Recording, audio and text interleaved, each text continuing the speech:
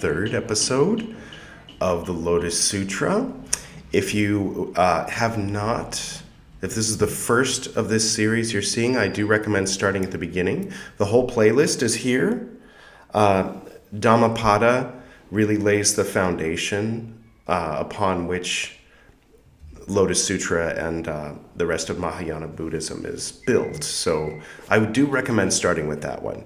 But if this is the first of the Lotus Sutra series that you're seeing, you can start with the beginning of the Lotus Sutra by clicking that first episode of the Lotus Sutra. So we'll jump right in. You might recall Maitreya is mid-sentence, mid sort of run-on question, asking Manjushri. He's over there. He was sitting here before, but anyway, asking Manjushri, the Prince Royal, since he surely has seen many jinas. I should have Googled that, shouldn't I have? Anyway, many other Buddhas in ages past, what I assume that refers to, why it is that the light is coming out of the Buddha's forehead and illuminating the 10,000 Buddha fields and the 18,000 this and the past, present, and future, and everything, all beings are illuminated. And so he's saying, hey Manjushri, what's going on? So hopefully we'll finish with Maitreya's question and maybe get into Manjushri's response. But I don't think we'll get to the Buddha speaking yet because it's a little long-winded. I mean, there's nothing wrong with being long-winded, right? I mean, in this age where YouTube is for old fogies and TikTok is for the kids, maybe being long-winded isn't so good, but I don't know. You're probably the exception if you haven't already clicked away, because some 98% of people click away in the first few seconds of any given YouTube video. Okay, let's get right to it, shall we? Now, again, Maitreya is talking. There are sons of the Sugata who try to reach enlightenment by wisdom. They understand the law of indifference and avoid acting at the antimony of things, unattached like birds in the sky. Further, I see, O Mangughosha, many bodhisattvas who have displayed steadiness under the rule of the departed Sugatas, and now are worshipping the relics of the jinas. I see thousands of kotis of stupas, numerous as the sands of the Ganges, which have been raised by these sons of the jina, and now adorn kotis of grounds. Those magnificent stupas, made of 7 precious substances, with their thousands of kotis of umbrellas and banners, measure in height no less than 5,000 yoganas and 2,000 in circumference. If anybody can convert that to meters and or feet and put it in the comments below, that would be great. They are always decorated with flags. A multitude of bells is constantly heard sounding. Men, gods, goblins, and titans pay their worship with flowers, perfumes, and music. Such honor do the sons of the Sugata render to the relics of the jinas, so that all directions of space are brightened as by the celestial coral trees in full bloom. That's interesting. From this spot I behold all this, those numerous kotis of creatures, both this world and heaven, covered with flowers, owing to the single ray shot forth by the jina.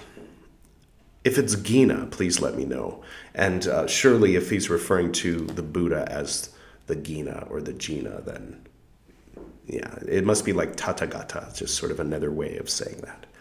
Moving along. Oh, how powerful is the leader of men! How extensive and bright is his knowledge, that a single beam darted by him over the world renders visible so many thousands of fields. We are astonished at seeing this sign and this wonder so great, so incomprehensible. Explain to me the matter, O Mangusvara. The sons of Buddha are anxious to know it. The 4 classes of the congregation in joyful expectation gaze on thee, O hero. And on me, gladden their hearts, remove their doubts, grant a revelation, O son of Sugata. Why is it that the Sugata has now emitted such a light? Oh, how great is the power of the leader of men! Oh, how extensive and holy his knowledge! That one ray extending from him all over the world makes visible many thousands of fields. It must be for some purpose that this great ray has been emitted. Is the Lord of men to show the primordial laws which he, the highest of men, discovered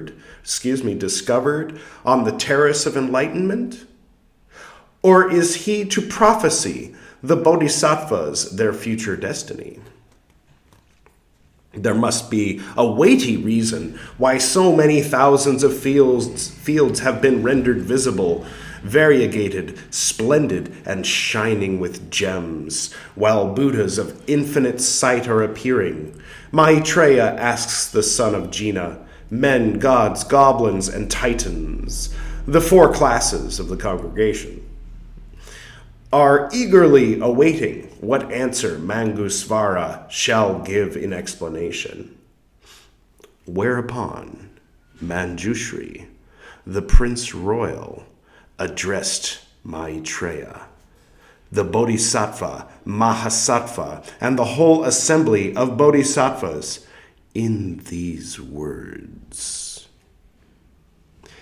It is the intention of the Tathagata, young men of good family, to begin a grand discourse for the teaching of the law, the Dharma. So pour the great rain of the law to make resound the great drum of the law, to raise the great banner of the law, to kindle the great torch of the law. You can substitute Dharma for every time I said the law if you'd like. To blow the great conch trumpet of the Dharma. I'm going to go ahead and do it myself. And to strike the great symbol of the Dharma. They've spelled symbol T-Y-M-B-A-L. Anyway, again, it is the intention of the Tathagata, young men of good family, to make a grand exposition of the Dharma this very day. Thus it appears to me, young men of good family, as I have witnessed a similar sign of the former Tathagatas, the Arhats, the perfectly enlightened. Those former Tathagatas, they too emitted a lustrous ray. And I am convinced that the Tathagata is about to deliver a grand discourse for the teaching of the Dharma and make his grand speech on the Dharma everywhere heard. He having shown such a foretoken. And because the Tathagata wishes that this Dharma Paryaya meeting, opposition in all the world, be heard everywhere. Therefore does he display so great a miracle, and this foretoken consisting in the luster occasioned by the emission of a ray. I'm feeling inspired to make reference to, there's 2 Japanese Buddhist lineages, one of which you're probably familiar with. Unless you're in Japan, then you're familiar with the other one. Or anyway, the ones that build those white world peace stupas in India and Nepal and elsewhere, and they chant Namu Myo Renge Kyo like that. And then there's the the schism off of that one that has its own interesting history and is extraordinarily popular in what they call the West, which where they say Nam Myoho Renge Kyo, Nam Myoho Renge Kyo. It's all about it's the Lotus Sutra, man. That's like the literal English translation is hell yeah, Lotus Sutra, man. I think it's something very close to that. So yeah, okay, feeling it? You feeling it? Yeah, feeling it. Okay, back to Manjushri, talking about the last time a Buddha gave a Lotus Sutra sermon, which we haven't even heard what the Buddha's going to say yet, but we'll probably get some spoilers from Manjushri because it apparently is the same as the previous Buddha. Okay. I remember, young men of good family, that in the days of yore, many immeasurable, inconceivable, immense, infinite, countless eons, more than countless eons, not aeons, eons. All right. Nay, long and very long before there was born a Tathagata called Chandrasurya Pradipa, an Arhat, endowed with science and conduct, a Sugata, knower of the world, an incomparable tamer of men, a teacher and ruler of gods and men, a Buddha and Lord. He showed the Dharma, he revealed the duteous course, which is holy at its commencement, holy in its middle, and holy, you know what I'm going to say, don't you? Holy at its end. Okay, here we are. Good in substance and form. Oh, thank goodness. I was wondering. Complete and perfect, correct and pure. That is to say, to the disciples, he preached the Dharma containing the Four Noble Truths.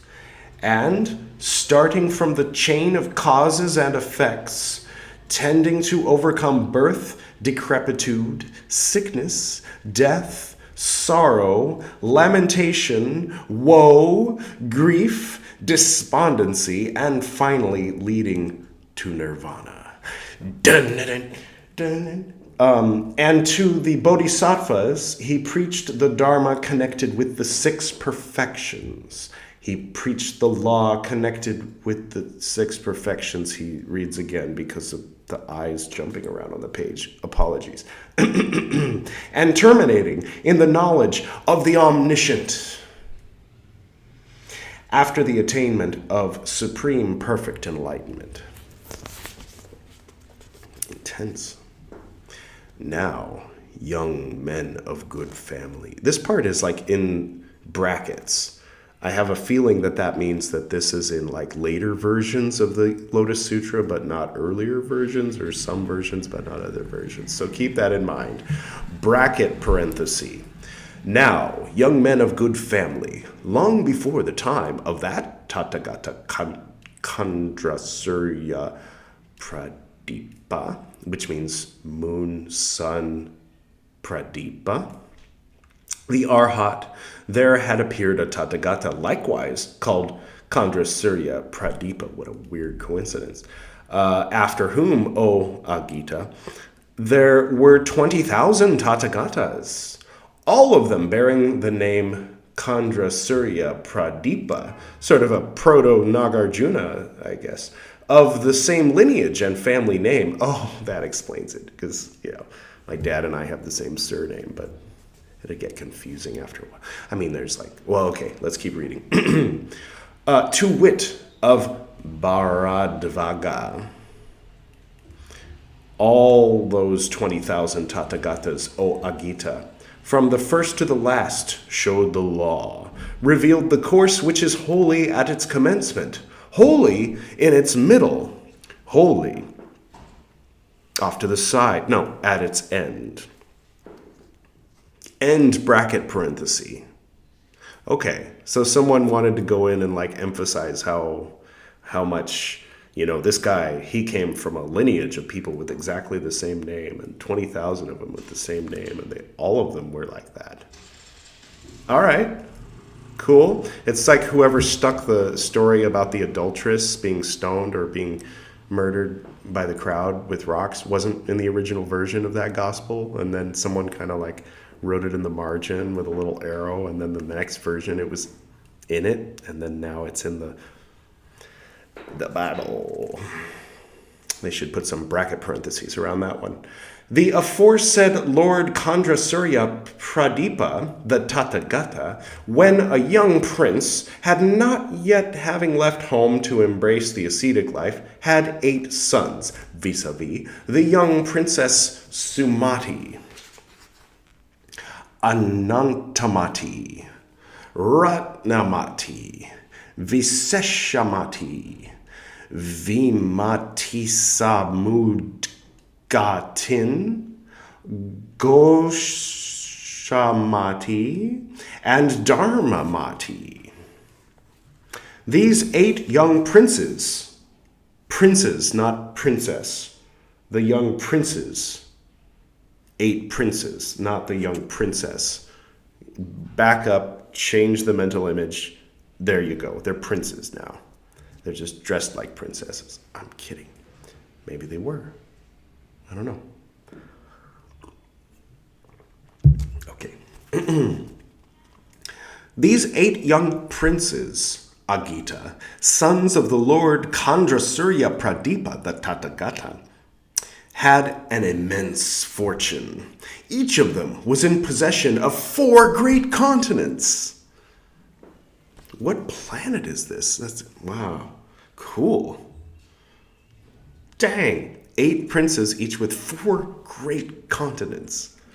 How much is that? 1, 2, 32 great continents. Must be one of them super Earths. All right, anyway. Where they exercised the kingly sway. When they saw that the Lord had left his home to become an ascetic, and heard that he had attained supreme perfect enlightenment, they forsook all of them, the pleasures of royalty, and followed the example of the Lord.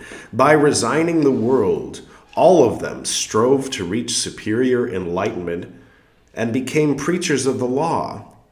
Did all 32 continents just like fall into anarchy and like a warring states period, or did they put some kind of a republic in place before they left? It's kind of irresponsible. Okay, it's a story. It's not meant to be. Sorry. Let's get back to it, shall we? While constantly leading a holy life, those young princes planted roots of goodness under many thousands of Buddhas. It was at that time, Agita, that the Lord, who's Agita? Is that, okay, Maitreya is a nickname or something? That the Lord Chandrasurya Pradipa, the Tathagata, remember this is still Manjushri talking about like an ancient past life memory, one assumes. After expounding the Dharma Paryaya, called the Great Exposition. Okay, so that one wasn't called the Lotus Sutra, it was called the Great Exposition. A text of great extension, serving to instruct bodhisattvas and proper to all Buddhas.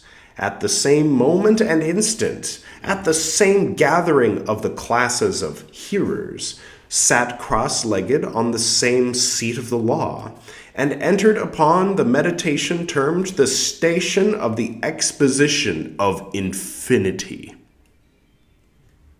His body was motionless, and his mind had reached perfect tranquility. As soon as the Lord had entered upon meditation, there fell a great rain of divine flowers, mandaravas, and great mandaravas, mangushakas, and great mangushakas, covering the Lord and the 4 classes of hearers. While the whole Buddha field shook in 6 ways, it moved, removed, trembled from one end to the other, tossed, and tossed along.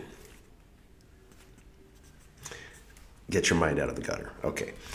Then did those who were assembled and sitting together at that congregation, monks, nuns, male and female lay devotees, gods, nagas, goblins, gandharvas, demons, garudas, kinnaras, great serpents, men and beings not human, as well as governors of a region, rulers of armies and rulers of 4 continents. Which 4? No, okay. All of them with their followers gaze on the Lord in astonishment, in amazement, in ecstasy. Deja vu. Have you seen Matrix 4 yet? All right. And at that moment, there issued a ray from within the circle of hair between the eyebrows of the Lord. Not Siddhartha Gautama, the Buddha, but this guy in the distant past. This is all exactly the same, like it's repeating. It's like there's a message or there's like a picture or there's something being evoked in that itself, like this great, profound, very specific thing happening, and then him saying, oh, well, exactly this thing happened eons ago with a guy named Khandra Suryat Pradipika, who came from a family of 20,000 people with the same name, all of them. Okay, anyway, moving along.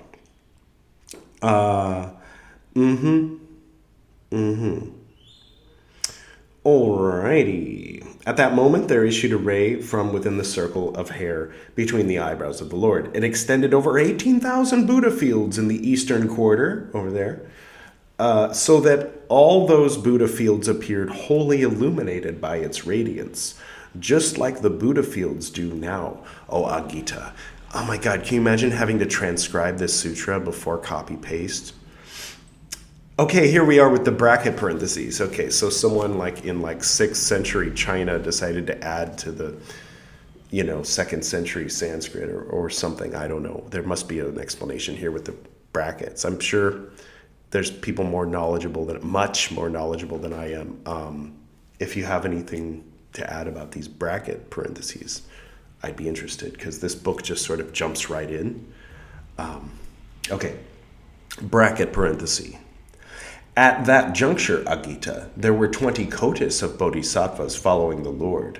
All hearers of the law in that assembly, on seeing how the world was illuminated by the luster of that ray, felt astonished, amazed, ecstasy, and curiosity. End bracket parenthesis. All right, well, that was not quite as interesting as the other bracket parenthesis. Okay, continuing. These are not bracket parentheses. Now it happened, Agita, that under the rule of the aforesaid Lord, there was a bodhisattva called Varaprabha who had 800 pupils. It was to this bodhisattva Varaprabha that the Lord, on rising from his meditation, revealed the Dharma Paryaya called the Lotus of the True Dharma. It was the Lotus Sutra. So we haven't gotten to the Lotus Sutra yet. We're reading kind of the introductory opening scene of the Lotus Sutra, which includes the time eons before when a different Buddha revealed the Lotus Sutra. So it's interesting, isn't it? They didn't have movies or TV back then, so this is some fun storytelling, It's like okay. He spoke during fully 60 intermediate kalpas, always sitting on the same seat with immovable body and tranquil mind. And the whole assembly continued sitting on the same seats, listening to the preaching of the Lord for 60 intermediate kalpas. Okay, I think that's a long time, right? Yeah, that's 60 kalpas right there, I think. Okay, I hope you enjoy these next 60 kalpas of these half-hour-long YouTube recitals. Okay, moving right along. There being not a single creature in that assembly who felt fatigue of body or mind.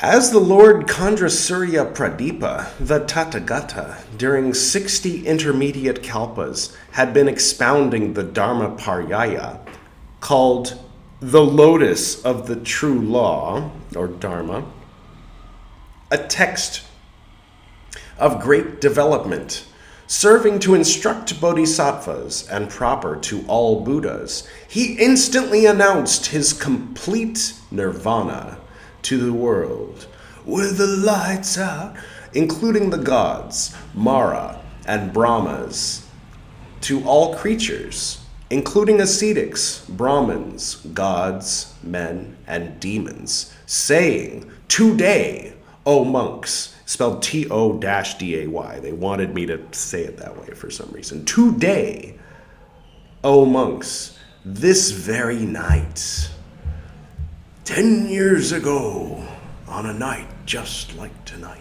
Okay. This very night, in the middle watch, will the Tathagata be entering the element of absolute nirvana? Hearing it? Become wholly extinct. Okay, let me reread that because I didn't understand it.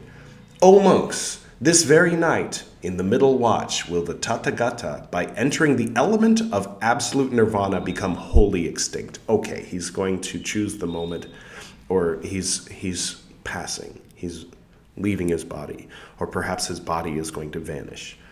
Something like that. That happens. For real, I'm not joking. I mean, like, I've seen people do that, and it's, well, I didn't see it, but I saw it. I saw him right before, and then anyway. Thereapon Agita, the Lord Chandrasurya Pradipa, the Tathagata, predestined the Bodhisattva called Srigarbha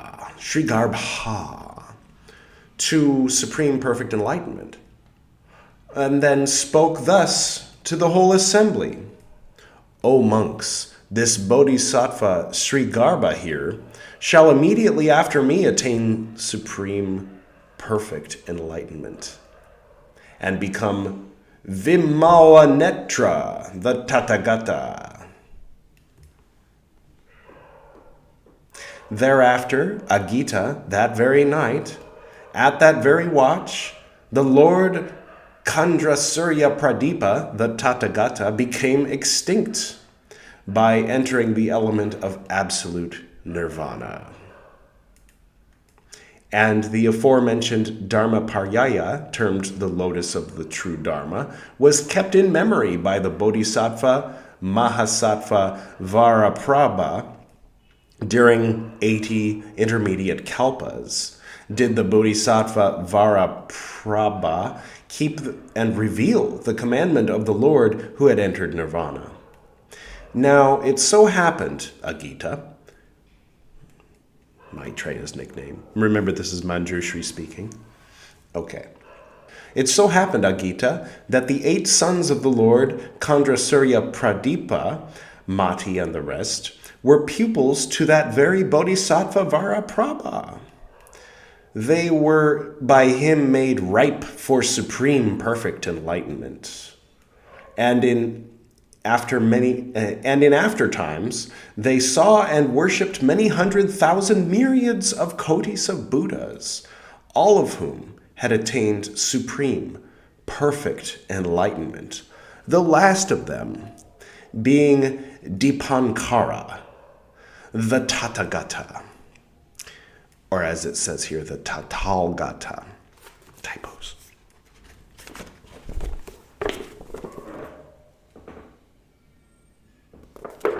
The Lotus Sutra. All right, that's where we're going to close today, keeping this, at about half hour per episode. I hope you enjoyed it. I too am looking forward to what the Buddha will say at this very, very, very, very, very built up, sermon. It kind of makes me think of like a concert where there might be someone now introducing the person who's going to come up, and the main show, they're not really talking him up. They're saying he's the same as people who've come before at really good concerts where they played exactly the same music that he's going to play, but it's really good.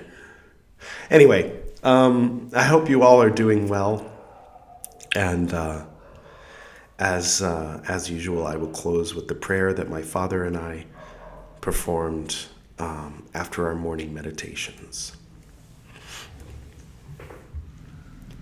To the north and to the south, to the east and to the west, to the spirits of light among us, and to the spirits below, we send out our reverent love and compassion.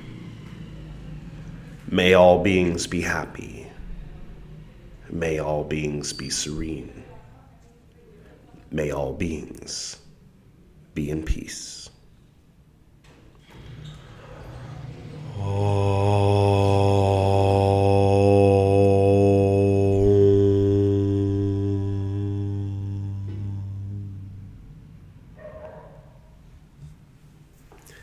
Good night.